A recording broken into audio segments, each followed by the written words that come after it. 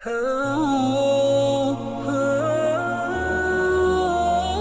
اگلا سوال ہے، قرآن حکیم کے صورتوں کے نام کس نے رکھے ہیں؟ کیا یہ قرآن حکیم میں آئے ہیں یا پھر احادیث کی روشنی میں رکھے گئے ہیں؟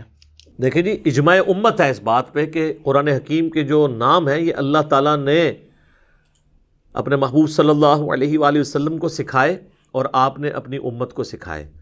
قرآن کی ترتیب بھی اللہ تعالیٰ نے جبرائیل علیہ السلام کے ذریعے نبی علیہ السلام کو سکھائی اور آپ نے امت میں ٹرانسفر کی۔ اگرچہ مصحف کی ترتیب وہ نہیں ہے جس کے مطابق مصحف نازل ہوا ہے، لیکن لوح محفوظ میں اللہ کے علم میں مصحف کی وہی ترتیب ہے جو اس وقت ان دو گتوں کے درمیان ہے۔ اس میں بھی شروع میں سورۃ البقرہ ہے، سورۃ الفاتحہ ہے اور پھر سورۃ البقرہ ہے۔ اس میں بھی اگرچہ جو قرآن میں نازل ہوئی صورت پہلے اس روئے عرض پہ وہ سورۃ العلق کی ابتدائی آیات تھی، لیکن بعد میں نبی علیہ السلام کو اسی ترتیب سے اللہ تعالیٰ نے قرآن حضرت جبرائیل کے ذریعے سکھا دیا۔ صحیح بخاری میں حدیث ہے کہ حضرت جبرائیل علیہ السلام ہر سال آ کے نبی علیہ السلام کے ساتھ دورہ قرآن کرتے تھے اور وہ آپ کو بتاتے تھے تو آپ ان کو سناتے تھے، اور آخری سال جس سال آپ کی وفات ہونی تھی 2 دفعہ حضرت جبرائیل آئے، اور اسی سے حضور سمجھ گئے کہ بس یہ 2 دفعہ اسی لیے آئے کہ یہ انشور کیا جا رہا ہے کہ قرآن اسی ترتیب میں ہے، اور نبی علیہ السلام نے وہ مصحف لکھوایا۔ اور پھر بخاری مسلم میں آتا ہے کہ نبی علیہ السلام نے سیدہ فاطمہ کے کان میں ایک بات کی تو وہ رو پڑی، اور پھر ایک بات کی تو وہ ہنس پڑی۔ تو اما عائشہ نے حضور کی وفات کے بعد یہ پوچھا اور کہا کہ جو میرا حق ہے تجھ پہ ماں ہونے کی حیثیت سے، مجھے بتا کہ اللہ کے نبی نے تجھ سے کیا کہا تھا۔ اچھا، سیدہ عائشہ بھی کتنی سمجھدار تھی، حضور کی زندگی میں نہیں انہوں نے پوچھا، ان کو پتہ تھا کہ اگر یہ بات بتانی ہوتی تو مجھے بتا دیتی، اگر فاطمہ کو بتائی تو مجھے نہیں بتائے گی، یہ راز کی بات ہے۔ تو پھر سیدہ فاطمہ نے کہا کہ پہلی دفعہ حضور نے کہا تھا کہ عنقریب میری موت ہونے والی ہے، کیونکہ جبرائیل علیہ السلام پہلے ہر سال 1 دفعہ آتے تھے، اس دفعہ 2 دفعہ آئے ہیں، مجھے لگتا ہے کہ اب میں اگلے سال باقی نہیں رہوں گا۔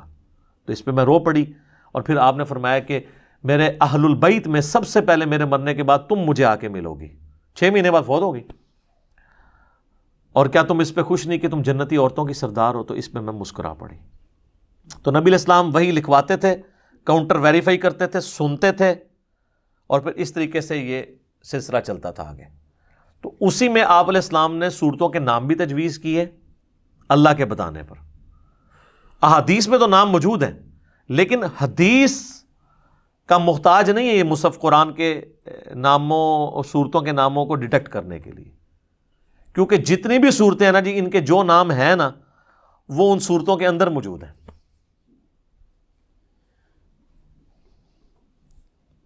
تو حدیث تک جانے کی ضرورت ہی نہیں ہے۔ سورۃ الفاتحہ، فاتحہ کہتے ہیں کھولنے والی کو، تو ظاہر مصحف کھل رہا ہے اس سے۔ اسے سورۃ الحمد بھی کہتے ہیں، تو الحمد تو موجود ہے اس کے اندر۔ سورۃ البقرہ، البقرہ لفظ موجود ہے اس کے اندر، گائے۔ اس کے بعد سورہ آل عمران، تو آل عمران کا ذکر موجود ہے سورہ آل عمران کے اندر۔ حضرت عیسیٰ علیہ السلام کے نانا تھے۔ اس کے بعد سورۃ النساء، تو نساء کا لفظ موجود ہے۔ اس کے بعد سورۃ المائدہ، مائدہ کہتے ہیں کھانے کو، جو آسمان سے نازل ہونے کے لیے دعا کی تھی، تو وہ موجود ہے۔ اللہم ربنا انزل علینا مائدۃ من السماء، مائدہ کا لفظ موجود ہے۔ سورۃ الانعام، چوپایا، چوپائے، تو الانعام کا لفظ موجود ہے۔ قرآن کی آپ کوئی ایک صورت بھی ایسی نہیں بتا سکتے کہ جس کا نام قرآن کے اندر اسی صورت کے اندر موجود نہ ہو۔ ہاں، کچھ نام ایسے ہوں گے جو اس میں موجود نہ ہو، احادیث کے ذریعے ہوں، لیکن وہ اس کو سپورٹیو ہوں گے، اور کئی کے ایک سے زیادہ نام ہے اور ایک سے زیادہ نام اس صورت کے اندر موجود ہیں۔ مثلا سورہ حامیم السجدہ، اس کے 2 نام ہیں، حامیم السجدہ، سب کانٹیننٹ میں لکھا جاتا ہے حامیم السجدہ۔ عرب کے قرآن میں نا اس سورت نمبر 41 کا نام لکھا ہوتا ہے سورہ فصلت، کتاب فصلت آیاتہ، یہ وہ کتاب ہے جس کی آیات کھول کھول کے تفصیل سے بیان کر دی۔ تو یہ فصلت کا لفظ اس سورت میں موجود ہے۔ ہمارے سب کانٹیننٹ کے قرآن میں سورۃ المؤمن لکھا جاتا ہے، سورت نمبر 40، لیکن عرب کے قرآن آپ اٹھائیں گے نا، ان کی آپ قرات کی اگر آپ ویڈیوز دیکھیں گے تو سٹارٹ میں وہ کہیں گے سورہ غافر، کیونکہ اس میں آتا ہے غافر الذنب، اللہ تعالیٰ مغفرت فرمانے والا ہے گناہ گاروں کی گناہوں کی، تو وہ غافر لفظ بھی اس کے اندر موجود ہے۔ سب کانٹیننٹ کے قرآن کے اندر آپ کو سورہ بنی اسرائیل جو ہے 15ویں پارے کا آغاز لکھے گا بنی اسرائیل کے نام سے، لیکن جو عرب کے قرآن ہیں ان میں آپ کو ملے گا سورۃ الاسراء، سبحان الذی اسری بعبدہ، تو بنی اسرائیل کا لفظ بھی اس میں موجود ہے، الاسراء بھی، رات کے وقت کی سیر کو الاسراء کہتے ہیں۔ تو قرآن کی سورتوں کے ایک سے زیادہ نام ہیں، ایک ایک نام تو سورت میں موجود ہے، اکثر دوسرے نام بھی موجود ہیں یا احادیث میں بعض اوقات ہیں، جیسے کہ سورۃ الملک ہے۔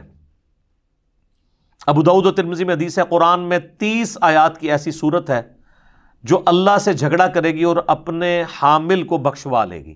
حامل سے مراد ہے اس کو پڑھنے والا اور اس پہ عمل کرنے والا، حفظ کرنے والا نہیں، خالی پڑھنے والا نہیں، حامل، اور وہ ہے تبارک الذی بیدہ الملک۔ تو وہ تو اس سے سٹارٹ ہوتی ہے، اس لیے آپ دیکھیں گے بعض قرآن میں اس سورت کا نام لکھا ہوتا ہے سورہ تبارک، لیکن بعض قرآنوں کے اندر جو ہمارے سب کانٹیننٹ کے ہیں اس کا نام لکھا ہوتا ہے سورۃ الملک، وہ بھی آیا تبارک الذی بیدہ الملک وہو علی کل شیء قدیر۔ اچھا، اور احادیث کے اندر اس کے اور نام بھی ہیں، سنن دارمی کے اندر منجیہ، نجات دلانے والی، کیونکہ عذاب قبر سے یہ نجات دلانے والی ہے۔ اب یہ جو ہے نا منجیہ، اب یہ تو قرآن میں موجود نہیں ہے لیکن احادیث کے اندر آ گئے۔ تو قرآن پاک کی صورتوں کی ترتیب بھی الہامی ہے، صورتوں کے نام بھی الہامی ہے، مصحف کی ترتیب یہ وہی ہے جو بل ہوا قرآن مجید فی لوح محفوظ ہے، کیونکہ آپ کو پتہ ہے کہ 80s میں یہ فتنہ سلمان رشدی کا بھی سامنے آیا، اور اسی دوران بنگلہ دیش میں ایک وہ عورت تھی تسلیمہ نسرین، ویسے آج کل دونوں جو ہے نا وہ جن اور جننی دونوں شیاطین کو انگلینڈ نے پناہ دی ہوئی ہے۔ تو تسلیمہ نسرین نے یہ یعنی اس وقت یہ مسئلہ اٹھایا تھا کہ یہ مصحف جو ہے نا یہ ترتیب نبی علیہ السلام نے نہیں لکھوائی ہے، یہ بعد میں صحابہ نے اپنی مرضی سے اس کو لکھا ہے۔ اس طرح نہیں ہے جناب، ایک ایک چیز اللہ کے نبی علیہ السلام بتا گئے ہیں، اور بعض اوقات کچھ اگر روایتیں ملتی ہیں نا، ان روایتوں کے ذریعے یہ کام آپ نہیں کر سکتے، کیونکہ قرآن تواتر کے ساتھ نقل ہوا ہے، اس کو کوئی روایت مشتبہ نہیں بنائے گی، یہ ذہن میں رکھیے گا۔ قرآن جو ہے نا روایتوں کا محتاج نہیں ہے، ایون اپنے لکھے ہوئے کا بھی محتاج نہیں ہے، یہ نسل در نسل مسلمانوں نے ٹرانسفر کیا ہے حفظ کے ذریعے۔ اس لیے آپ دیکھیں گے جو پاکستان میں قرآن چھپتے ہیں نا، ان کے اینڈ پہ 5-6 حفاظ کے سائن ہوتے ہیں، ہم نے حرف بہ حرف اسے پڑھا اور یہ اغلاط سے پاک ہے۔ اس میں یہ تو نہیں لکھا کہ ہم نے اسے حرف بہ حرف ٹاپ کاپی میوزیم جو ٹرکی ہے اس میں رکھے ہوئے مصحف یا رشیا میں رکھے ہوئے مصحف سے کمپیئر کیا، نہیں، وہ کہتے ہیں ہم نے پڑھا یاداشت کے ذریعے۔ تو نسل در نسل اس وقت بھی ملینز کی تعداد میں حفاظ موجود ہیں دنیا میں، آپ مصحف دنیا سے ختم بھی کر دیں، حافظوں کے ذریعے ٹرانسفر ہوگا، کیونکہ پروف ریڈنگ ابھی بھی حافظ قرآن کرتا ہے۔ تو یہ اللہ تعالیٰ نے قرآن کی حفاظت کا ذریعہ حفاظ کو بنایا، اور اجماع اور عملی تواتر سے ٹرانسفر ہوا ہے، دنیا میں کوئی دوسرا قرآن نہیں دکھا سکتا۔ یہ بعض اوقات کہتے ہیں نا جی فلاں جگہ جو ہے نا فلاں والا جو نسخہ ہے اس میں یہ یوں نہیں یوں ہے، بھائی نہیں، عرب سے لے کر عجم تک، مشرق سے لے کر مغرب تک، شمال سے جنوب تک مسلمانوں کے گھروں میں جو قرآن ہے وہ یہی ہے۔ اور یہ اکثر لوگ کہتے ہیں نا جو سازش ہوگی، کوئی صورت بنا لیجیے، وہ ایک جعلی قرآن بنا کے، وہ چھر کریں جو مرضی اپلوڈ کریں، سازش ہو ہی نہیں سکتی ہے، مسلمانوں میں ایکسیپٹیبلٹی نہیں ہوگی۔ یہ سازش ہونی ہوتی بہت پہلے ہو کے کامیاب ہو گئی ہوتی ہے، اگر کوئی کر بھی رہا ہے تو اسے کوئی فرق نہیں پڑتا۔ قرآن تو نسل در نسل ٹرانسفر ہو رہا ہے حفظ کے ذریعے، کریمنگ کے ذریعے۔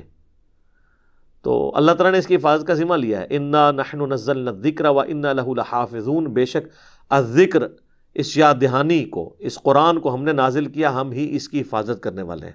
تو اللہ تعالیٰ نے اس کی حفاظت کا ذریعہ بنایا، آپ کو ٹینشن لینے کی ضرورت نہیں ہے، قرآن پاک انشاءاللہ تعالیٰ محفوظ ہے۔ اور یہ جو اللہ تعالیٰ نے ایسا سسٹم بنایا ہے، اب تو خیر یہ اتنا سلسلہ ہو چکا ہے، اب تو ایون کلمی نسخے بھی آپ کو جو ہے نا وہ سافٹ کاپی کی فارم میں مل جاتے ہیں، تو لہذا کوئی اس میں داخل ہو نہیں سکتا۔ اللہ کا شکر ہے، الحمدللہ۔ ٹھیک ہو گیا جی؟